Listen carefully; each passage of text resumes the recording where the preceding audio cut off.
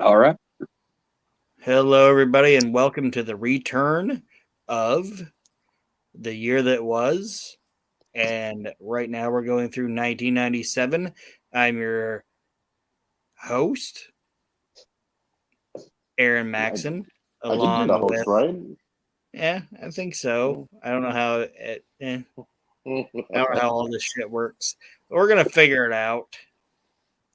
I'm here with Nate Maxon Hello, hello. and Archie Mitchell. What's up, everybody? He's the cash man. He's holding the money. Um, we're all happy to be here. And basically, what this show is, if you haven't listened, we're going through one calendar year of a year. That's dumb. We're going through an entire calendar year of professional wrestling, and right now we're going through 1997. And we've talked about a lot of shit, but we've gotten to February 16th, 1997. And what this is the Fatal Four Way pay per view in your house. Um, Shawn Michaels was the champion, but he's given up his belt. He's no longer the champion. He's smileless. He's He's very smiling. smileless. Yeah. Yes, he lost his smile and he gave up his belt, and he doesn't want to have it anymore. So the WWF at this time has decided to give us this pay-per-view, and it's actually fucking awesome. Mm-hmm. Actually a really good fucking pay-per-view. And we're going to talk about it right now. Somebody's texting me, sorry.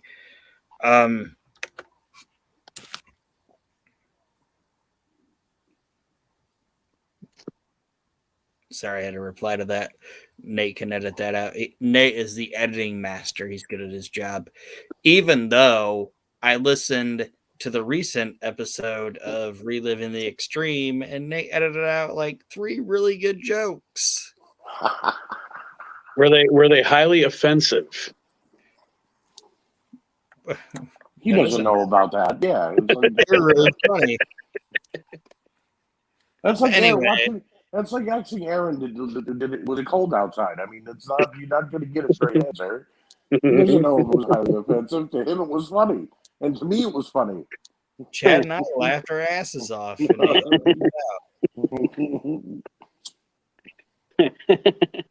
But anyway, this oh my gosh. Nobody, do you guys ever have that? Nobody wants to fucking talk to you till you're doing something. Yeah, until you're doing something, and they're like, "Oh, what are you doing?" It's like something. Leave me alone. And then you're the asshole. But anyway, this pay-per-view was on April 16th, 1997. The opening recap shows all the feuds, but also stresses the importance of the fact that HBK is the greatest, most perfect champion of all time. We all love him. He's great. Although in reality, kind of a douchebag. Yeah. So they do this, but then they're like, but he's hurt, so we're gonna have these 4 guys. Right. To Now, see us. I've always had a problem with the Fatal 4 pay-per-view. And hear me out here. Steve Austin got eliminated by Bret Hart. Right? Yeah. Yeah. He got back in the ring, eliminated The Undertaker and Vader.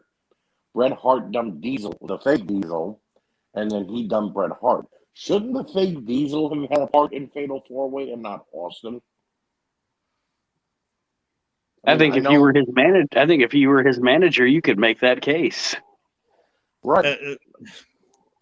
This is a Fatal 4-Way, buddy, not the Fantastic 5. I'm saying Austin shouldn't have had a spot in that match. But it is what it is. It is what it is.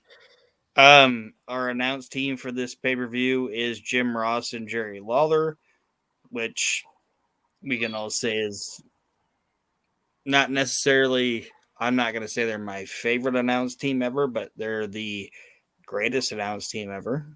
I agree with that. Yeah.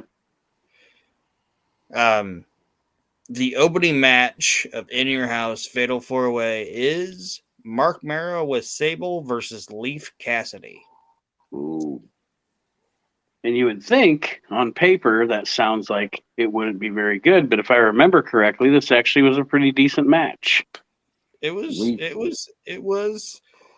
good, and both guys they did a decent job in the match and opened the show really good. I guess I should showed more tenacity and athleticism than I'd ever seen him show as a part of the New Rockers. You know what I mean? Cassidy, he came out of nowhere in this match. Cassidy and his tenacity, I like it.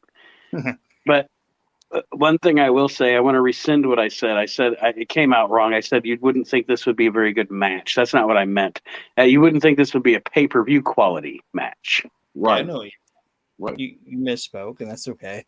But Al Snow, like, if anybody's listening to this, they know who Leif Cassidy is. It's Al Snow. Right. Al Snow led Mark Merrow to a really good match. Yep. I enjoyed it. And this was the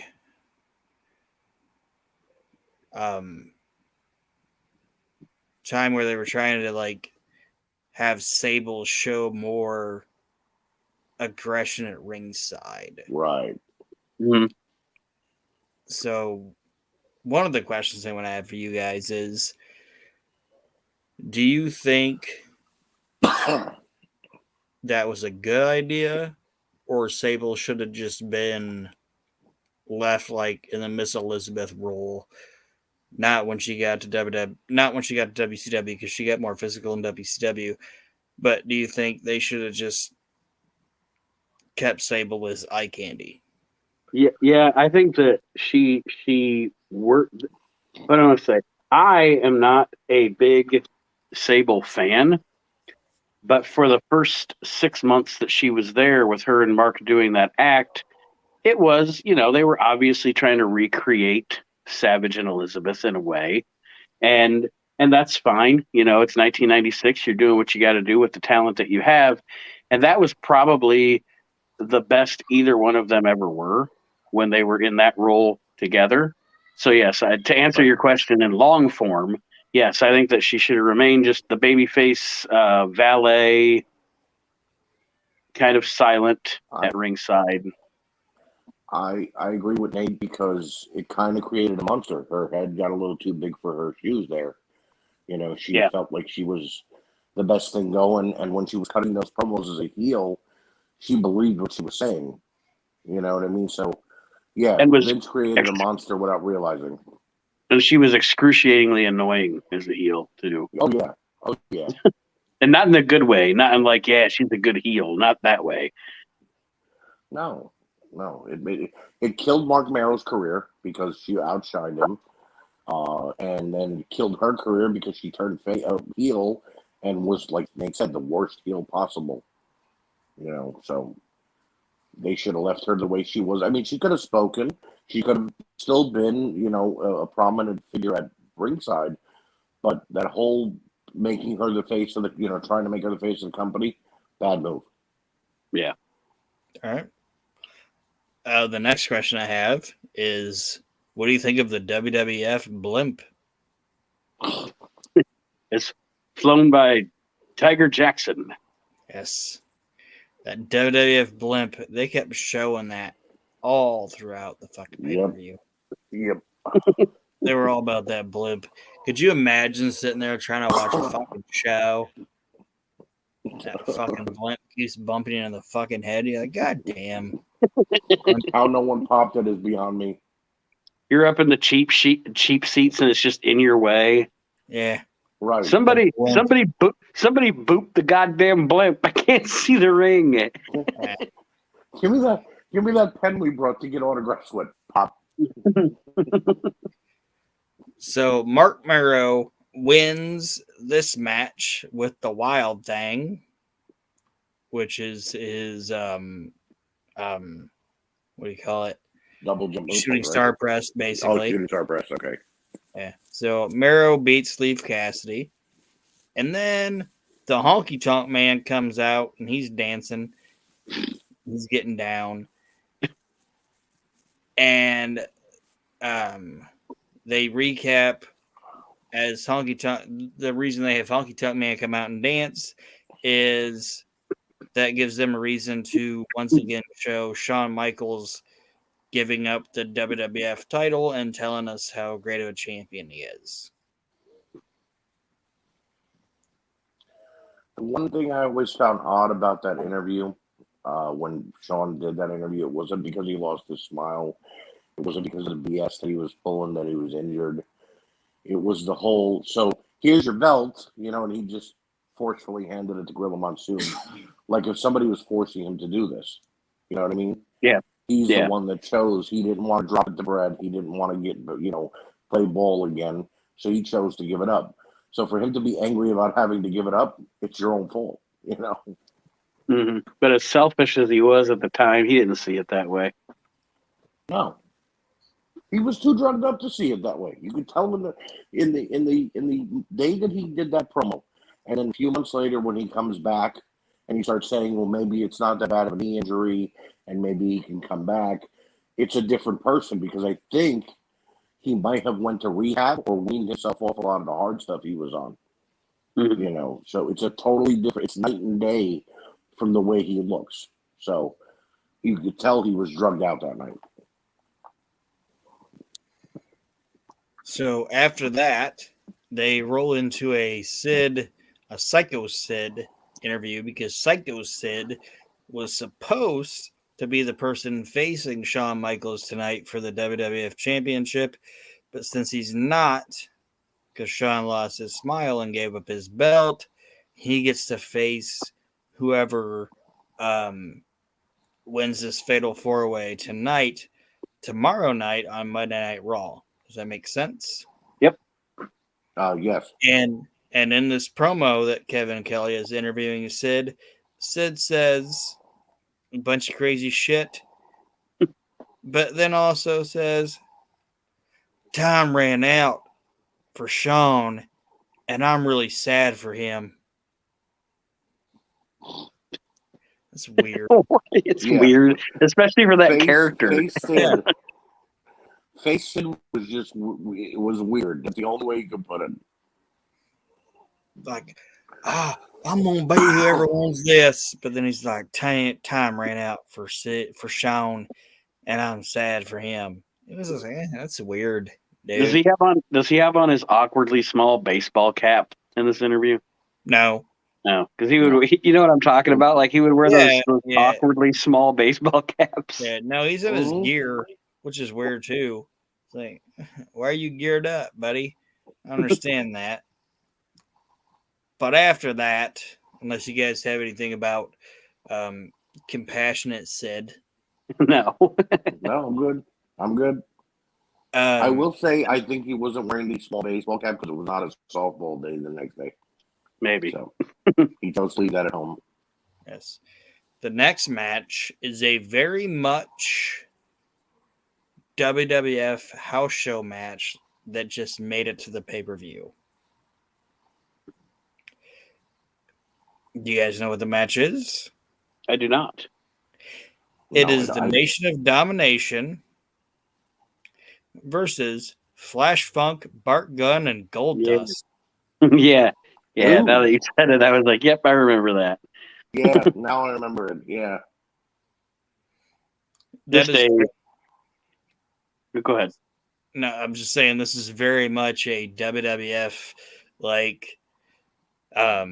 European tour match. European tour or Nassau Coliseum fucking goddamn house show match.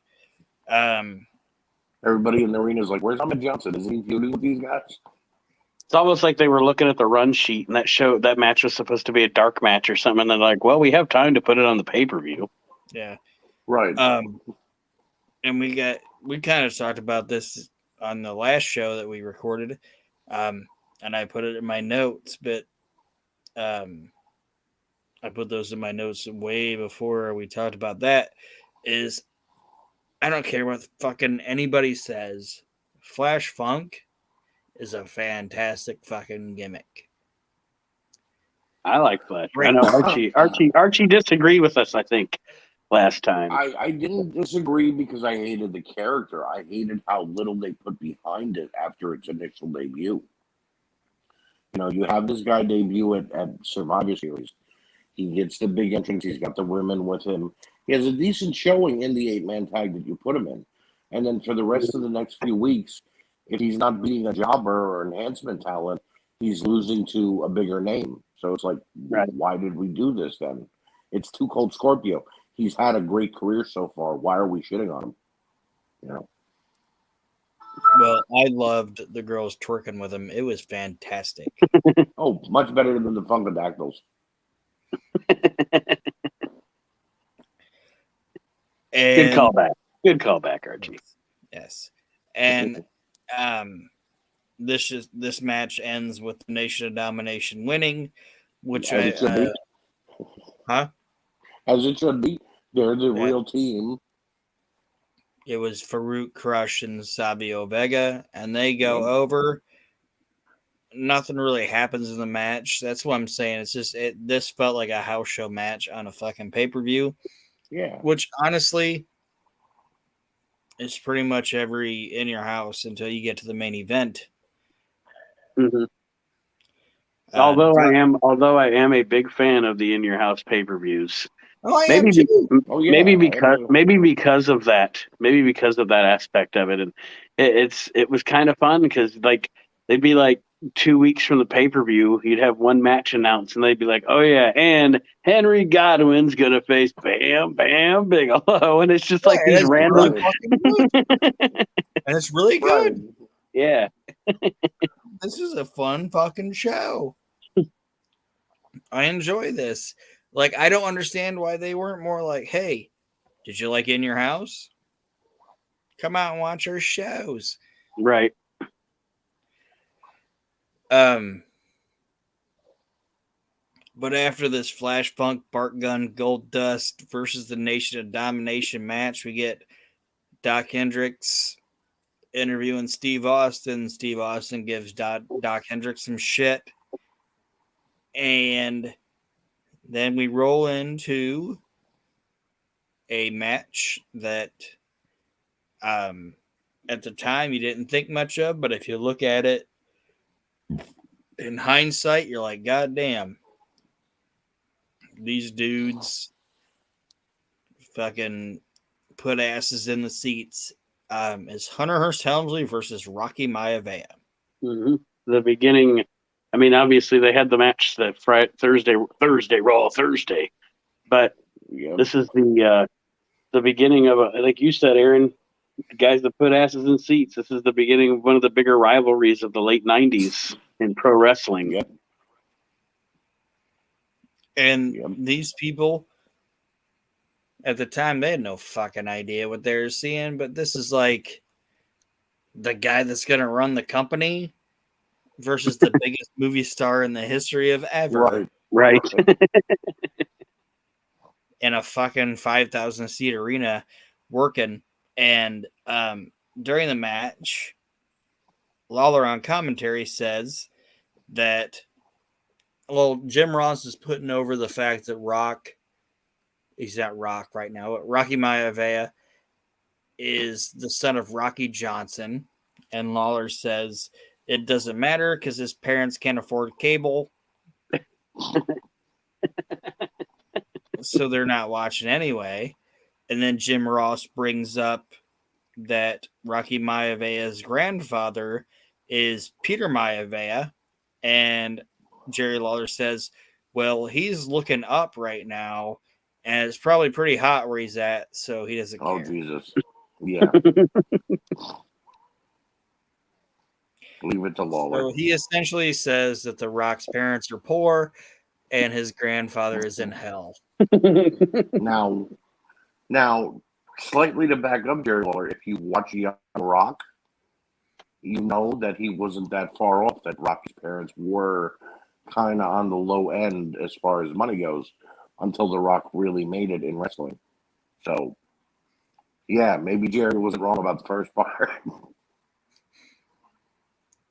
But apparently Peter Maivia is burning in hell. No, I wouldn't agree with that. That's the assertion of Jerry the King Lawler. No. Samoans don't go to hell. Where do they go? Heaven. Okay. All Samoans go to Did you see the heaven. movie? Also, I mean, did you see the movie? Was that a Disney movie? All All Samoans Samoans go to go heaven. to heaven. Pixar. It was the second version of Lilo and Stitch. Yeah. Moana. or whatever. Yeah, there you go. You got it. Did you ever hear that? Did you guys? I've never seen Moana, which I never will. I don't have any reason to watch it. Archie, you've probably seen it. You got a granddaughter, so you've probably seen it. Yep. But have you ever seen Rock singing because he was in Moana, right? Yes. He was the big guy, yeah. Yeah. Did you ever see him singing that shit to his daughter? Yes. It's fantastic, actually. And she's just like, nah, that's not you. That's not you, right? Hold on. Something happened with my computer. Can you guys still see me? Yes. Yep. No. Yeah.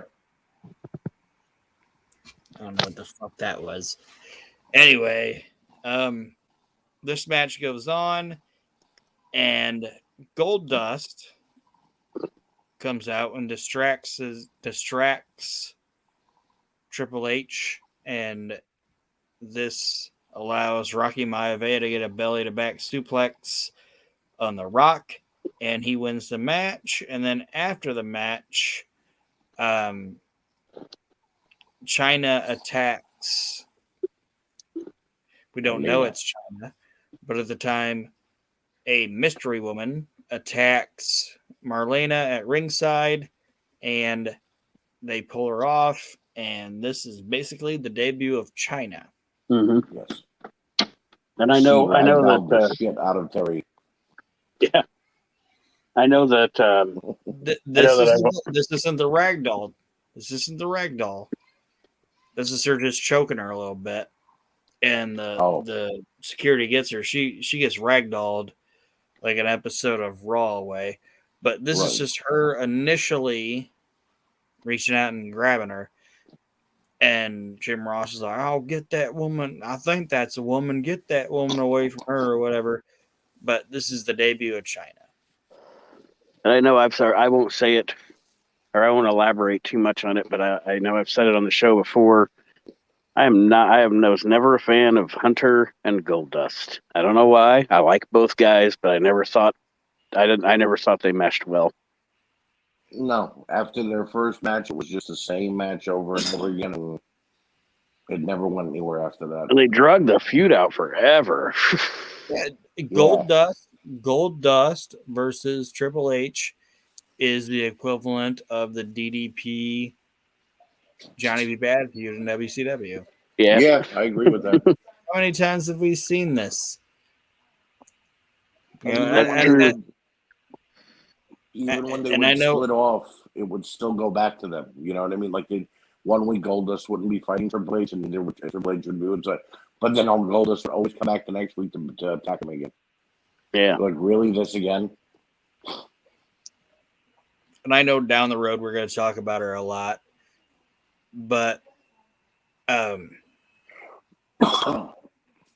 the initial incarnation of China, I thought was really cool. Yes. It's such a crazy difference. Like you mentioned JR making the joke. I think that's a woman. He wouldn't be able to do that nowadays. Nobody would. Like they couldn't do that with Nyla Rose in AEW. You know, but she, in the years to come, she went from this big, ominous, monstrous woman with muscles that were bigger than some of the guys on the roster to a completely another different person. Her face was even different. Like, how much surgery was Vince McMahon willing to pay for to change the way she looked? Yeah, I was a China fan, and I mean, like Aaron said, we'll talk about it in the future. But I was definitely a China fan all the way up through probably post DX. After that, Right. But yeah, her with Sean and Hunter, oh, it's great. it's great. It's excellent, yeah. Like these two guys that think and present themselves as being like thinking they're the baddest guys in the fucking world, you know. But both of them being like, we can say what we want to say, but this chick right here, she's a badder ass than both of us. You know what I mean? Right. Yeah. Right. Does that make sense? Like, Mhm. Yeah. oh yeah, Bret Hart, you're a piece of shit. You're a pussy or whatever. Or, yeah, Ken Shamrock, fuck you. But they're hiding behind China because they know she's a fucking badass. You know what I Right. mean? Yep. The next, unless you guys have anything about anything you have any, unless you guys have anything you want to say about that. Nope.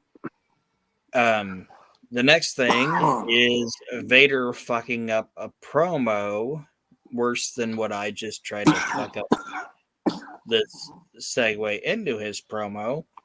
It's Vader with Paul Bearer talking about the Fatal 4-Way that's coming up, and he talks about Shawn Michaels, and then he talks about Sid, then he talks about The Undertaker, because now he's talking about the match, and then he says some other shit, and he tries to say that something about Bret Hart being Canadian and Steve Austin having a gator butt. But what he says is, Bret Hart, you're talking about your Canadian gator butt. Canadian gator butt. Canadian. He tries to say, I don't know. Basically, and then he says Bret Hart, and he calls him a Canadian, and then he says Steve Austin gator butt, and he's like, what I mean is that Bret Hart has a canary mouth, and Steve Austin can't back up his gator butt.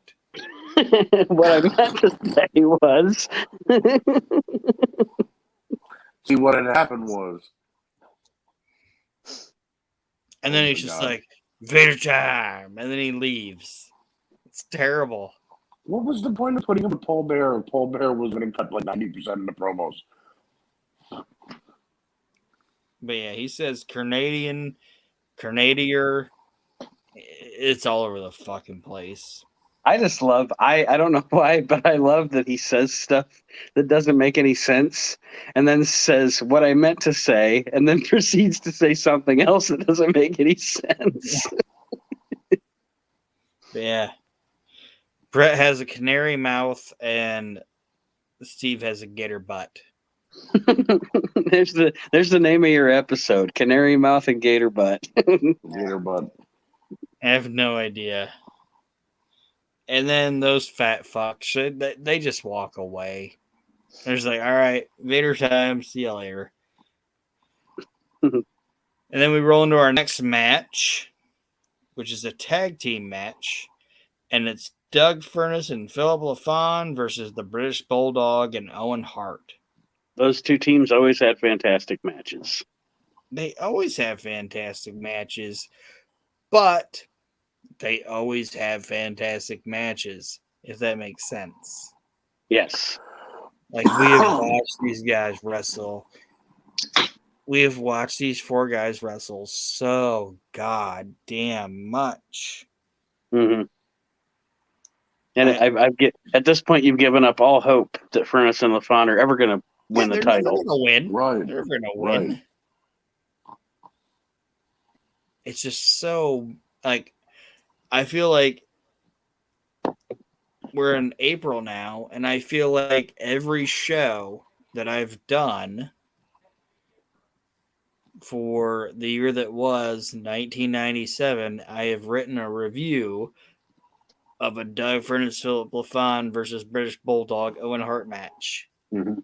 on every goddamn show. And Because it's since always November good. when they debuted, since November when Furnace and Fun debuted, it's been them versus Owen and Bulldog because there was really nobody else on the roster that I think Vince trusted to put them in the ring with. But this fucking match happens every goddamn week. And it's basically the same result. Either Philip LaFon lose because they slip on the banana peel or there's some kind of DQ. Right. Mhm. And in this one, it's a DQ. This Right. one's funny though because it's one of my favorite. These guys didn't know it was going to happen. Things that happen. They lose by DQ, and Bulldog and Owen are yelling at each other after the match because they're doing the our Bulldog and Owen gonna split, you know. Right. Right. And Owen has his slammies, and he puts his slammy down, and Bulldog kind of like picks it up, and he's like, "I don't care about your slammy," and then he throws it down, and guess what happens? Slammy breaks. The slammy snaps in half, and Owen's just is like, "What the hell? You broke my slammy." Like he's not even mad anymore that Bulldog's mad that they lost the match. Owen is immediately like, "You broke my slammy." That's so funny to me. And Bulldog's like, "I don't give a shit about your statue. We lost this match." And Owen's like, "You broke my slammy, asshole." And he's just so heartbroken that his slammy has been snapped in half. It's so fucking funny. Like the entire, like in Owen's mind, the entire argument has changed now. Yes, you broke my trophy. Yeah, we didn't lose this match. We did lose this match, and we're arguing about that. But I don't give a shit about that now. You broke my prized possession. You broke my goddamn slammy in half, and it's so fucking funny. That dude is probably the. I don't want to say he's the second. He's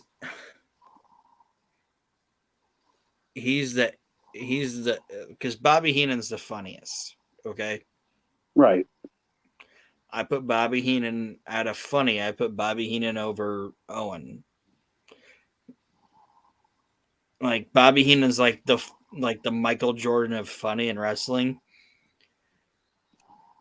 Owen's got to be like A1 or AB with Fred Blassie, in my opinion, of just the funniest goddamn motherfucker that's ever existed in the fucking professional wrestling business.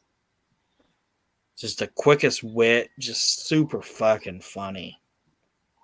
Like that slammy breaking in half, he's just like most people would be like, I don't know what to do with that, you know.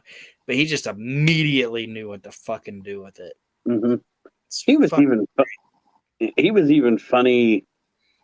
What do I want to say? Like he would even take something that wasn't supposed to be funny, and because he was so funny, he would intentionally make it funny. Like you know that he knew that it was funny that he was trying to be like an aggressive badass when he was with the Nation of Domination. Yeah. You know, he knew it was funny for him to go, enough is enough. It's time for a change. Yeah. when Ken Shamrock, I think it's Ken Shamrock. Is it Ken Shamrock? Yeah. Ken Shamrock beats up Rocky Maivia on something, and like Mark Henry and Kama Mustafa and D'Lo Brown are like, "Oh, help him, help him." Owen Hart stands up and goes, "Somebody help this brother out! Somebody help this brother out!" It's fucking funny. And if anybody else stood up and just said, "Somebody help this brother out," it wouldn't be funny, but it's fucking Right. fun and it's Right. great. And that's what I'm saying. Like, if anybody else, if that statue would have busted in half, nobody else would have. Nobody else in the wrestling industry at that time would have said in their mind, "Okay, this fucking statue broke. I'm gonna fucking improvise on this shit." And now that's my big complaint. They would Right. just pick it up and held it aside and be like, "We're supposed to be arguing about our tag team losing." Hmm. Owen in that moment was like, "Fuck it, the statue broke. We're Yeah, me making it about that is gold, Jerry. It's gold. it's gold," and he knew it. Like, one of my favorite things with Owen Hart is when he won his first Slammy, and he stood up and he accepted it. I don't even remember what he got. Did he get it for knocking out Shawn Michaels? Yes. Yes. And he stood up. He picked up his Slammy, and he was like, "Oh, screw you, Brett." You know, and Brett's looking at him, and he goes, "And I did this, and I did this, and I did it with no support from you or anybody." And he's just yelling at his entire family, like Stu sitting at the table, Helen sitting at the table, fucking Diana, fucking Lady Brett. They're all sitting at the table, and he's like, Lady. I got this with no help from any of you. And he's just yelling at his entire family. And it's so And fun. they're all laughing. Yeah. How do you not?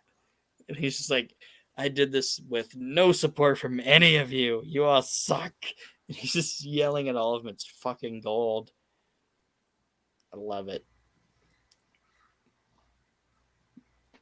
But anyway, this wasn't an Owen Hart show. This is a Final Four show. But it's your show. You can make it about whatever you want. Yeah. Hopefully it's not boring. I'm not bored. I'm laughing. Okay. Doc Hendricks then interviews The Undertaker, and he cuts the quintessential Undertaker promo, just rest in peace, da-da-da-da-da. And then we're moving into the meat and potatoes of this pay-per-view, and it's a great fucking match. It's a really good fucking match, guys. I don't know if you guys watched this show leading into this. I did not leading into this, but I have watched the show recently. Okay, The last it's time I watched it was about a month ago, so I do remember it. all right. It's a fatal four-way match. It's Big Van Vader versus Bret Hart versus Steve Austin versus The Undertaker. It's pinfall or over the top rope. That's the only thing that I could critique as being kind of stupid about the match. Like, I don't like the over the top rope thing. Well, I can justify it though, because you're doing the Final Four from the Royal Rumble, so it makes sense in that context for it to be a part of it. You know, and I understand that, Right. and that's the, and I'm not knocking it. That's just my only critique of I kind of don't dig that part of it. Mhm. Just because I think if you're gonna, I can understand if you're gonna go into a match of, okay, you're gonna be facing the champion, and you put a guy over the belt, and then you win. Cool, but if you're gonna be the champ, I think you should have to pin somebody or make them submit. Right. I agree. I agree. Or at least if they would have made it, okay, when it's 4 people in the ring, okay, you want to have the over the top rope, that's fine. When we got down to the final 2, it should have been only pinfall or submission. Yeah. Because Something like it that. made no sense to throw somebody over the top. You know, okay, you're the world champion. You just threw him over the top rope. Thanks. You know. That's my only that's like my only negative of this match. Vader gets his fucking eye fucked up basically right at the start of it. Again. It's his eye fucked up. And as a kid, I thought I remembered him getting taken out earlier because of it. No, he's in there for a long time. For a long goddamn time. So in my notes, I put in, like I said, I remembered in my mind, Vader got his eye fucked up, and that wound up on the cover of a Raw magazine, right, Nate? Yes. Okay. In my mind, I like I said, I remember, oh, Vader got fucked up and taken out. No, he did not. Leon White held it together and got in that fucking match for a very, very long time. And I would say, to me, and that makes my opinion of the VIP of this fucking goddamn, or the MVP, sorry, VIP. The MVP of this entire fucking pay-per-view is Leon White. Yep, he very easily could have said, you know, because if that shit happened to me, I'd be like, oh, cool. Yeah, he very easily could have said, "Pin me," or dump me, just throw me over. Right. Fuck that shit. But he fucking held on, and it wasn't even like held on and just went through the motions. Like Leon White was just like, we got this match, and did everything that he was supposed to do in it. He just did great in it, in my opinion. He did. And Nate, you got anything else on Vader? No. The other thing that happened in this match that you don't see in wrestling anymore is when they would go to the fucking hard cam. I don't believe that WWF did it intentionally. I think honestly they would really do, like, it would really happen that hard cam would be there, and those people, like the people in the arena, were so into it. Guess what the camera was doing? It was shaking. It was fucking shaking. Oh yeah. Those people were up and just were like, God damn, this is great. And they were jumping up and down and shit. Like, tell me a match that you've seen in the WWE in the last 15 years where the goddamn hard cam was shaking. The only match that I can point to would be Punk and Cena at Money in the Bank 2011. Right. That's it. Right. I mean, one match in 15 years. So, yeah. Like, this Fatal 4-Way was a fucking fantastic goddamn match. I really enjoyed it. And like I said, the only thing that threw me was Brett dumped, what was it, Taker? I think he dumped Taker, right? Yes. Yep. Yeah. Sorry, I watched it like 4 or 5 days ago, and I have fucking what do you call it? I don't have a good memory. I forgot what you'd call where you don't have a good how bad my fucking memory is. Brett dumps out Taker, and then he's the new champ. That's like I said, that's the only fucking thing I don't like about it. It's like, oh, he dumped him out, and now he's the champ. Right. And I see what you're saying. To be the champion, you should have to pin somebody to do it. Yeah.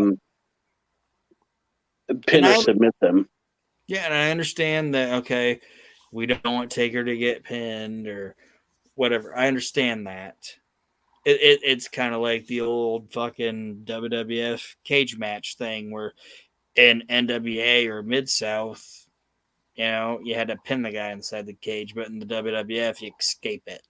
You know what I mean? So, okay, well, the guy escaped the cage, but he didn't get pinned, so whatever. I understand that aspect of it, but it's like, if you're gonna be the champ, you should have to pin or submit somebody. But anyway, Right. Brett dumps out Taker, and he's the new champ. And then Sid comes out and confronts him, and that is how In Your House goes off the air. And now, after the Thanksgiving break, we're about to go into what I believe is one of my brother's favorite Raws of all time. Yes, it is. It is a pretty good Raw. It's a fantastic. We're about to go into other than the the Berlin Raw hasn't happened yet, has it? I don't believe so. Okay. We're about to go into, other than that Raw from Germany, we're about to go into one of my favorite, probably month and a half stretches of that show. Like, and I won't spoil anything for those of you that don't know, or those of you that are listening along and want to keep it, week to week. But we're about to go into where, and Aaron and I have discussed this before, WWE, WWF, they just start throwing shit against the wall, and it's insanity, and it's fun to watch, and it's fun to watch the evolution into Raw is War, and the creative gets kind of crazy, and the title changes, and it really became a time and a place that, to me, I don't know that it could ever be recreated. Oh, it won't. And it's just so, as a wrestling fan back then, especially for younger people that listen to our shows, as a wrestling fan back in 1997, it was like nothing you'd ever seen before. It was like, this is fucking crazy. And you know what's funny about it, Nate? What's that? This is a time when I was in junior high. Okay. I was in junior high school. And I'm watching fucking Raw and Nitro at like 7 or 8 o'clock in the fucking evening. And I am recording it on a VHS tape. Yep. And then I'm just sitting there waiting for fucking Nate to come rolling down the block in his fucking goddamn LeBaron or whatever. My Buick Skylark. His Buick Skylark from Music Town. And then he'd pull up at like 9 o'clock. Be like, what's up, man? Be like, you don't know what the fuck is up. This shit was insane. Fucking Vader showed up. Or goddamn, fucking they have pyro now. It's like, I don't know what the fuck is going on. Bret Hart said shit on Raw. Bret said shit on Raw. And then Nate's like, don't spoil it. I'm like, fucking tell me what to do. Watch it. Now, the fucking 1990. Okay. And I know we talk bad about the Attitude Era, which I love the Attitude Era. I'm a fan of the Attitude Era. And I know like people say, oh, hindsight, it's not the best. I enjoy it. Okay. Like, I love watching fucking Attitude Era WWF and WCW. But the greatest, and there will be people that can say different, but it's all subjective about like when you grew up. You know what I mean? Mm-hmm. Right. Like there will be people that say, "Oh, the 70s with like Dusty Rhodes and Florida or whatever. That was fantastic. And Yeah, I'm I was sure about to say our friend Barry Rose. You know, he grew up in Florida in the '60s and '70s and early '80s, and that's his shit. You know, and I respect that because wrestling fans, I think wrestling fans that you should be able to love what you love. You know, and you should. And I watch like right now. I'm in the middle of 1988 NWA, and it's fantastic. Okay, like Dusty and the Horseman and Lex Luger and all that shit. It's fun to watch. But to me, the most entertaining goddamn wrestling I've ever seen in my entire life is fucking 1996 to when Steve stuns Sean and then he gets hit by Mike Tyson. Mhm. That's the most goddamn exciting wrestling I've ever seen in my life. It's fucking great. And that's why I picked 97 to talk about first on here. It's just because this is the capsule of my favorite time to be a fucking wrestling fan. It's great. Same. Same.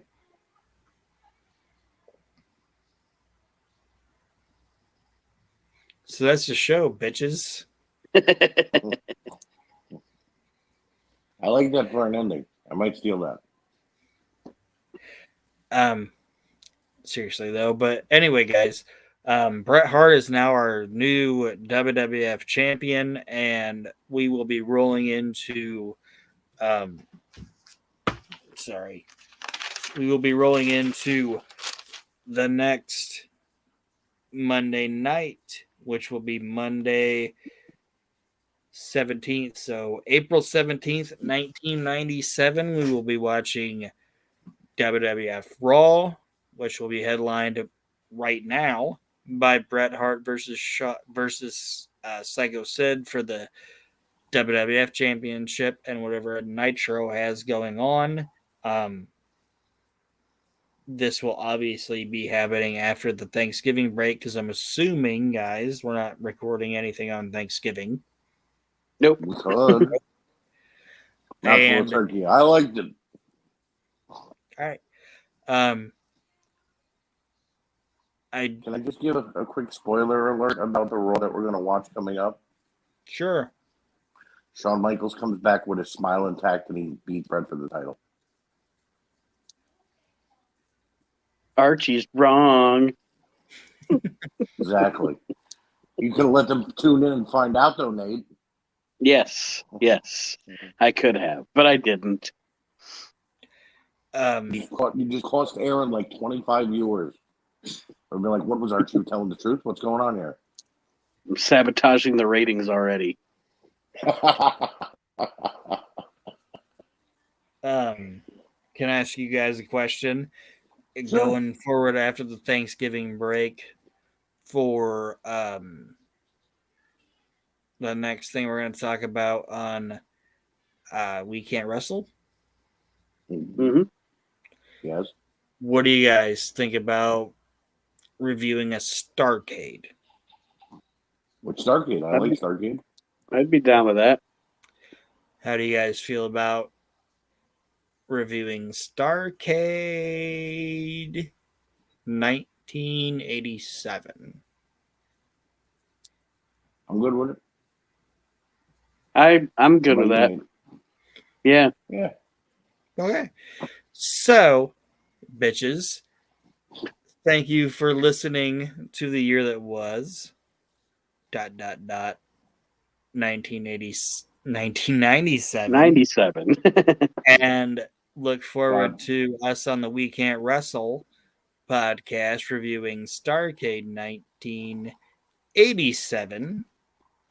And if you haven't listened yet, listen to the recent episode of Reliving the Extreme, which is entitled ... All right. All right. Now, I went Which is honestly, Nate, the most edited reliving the extreme episode I've ever heard in my life.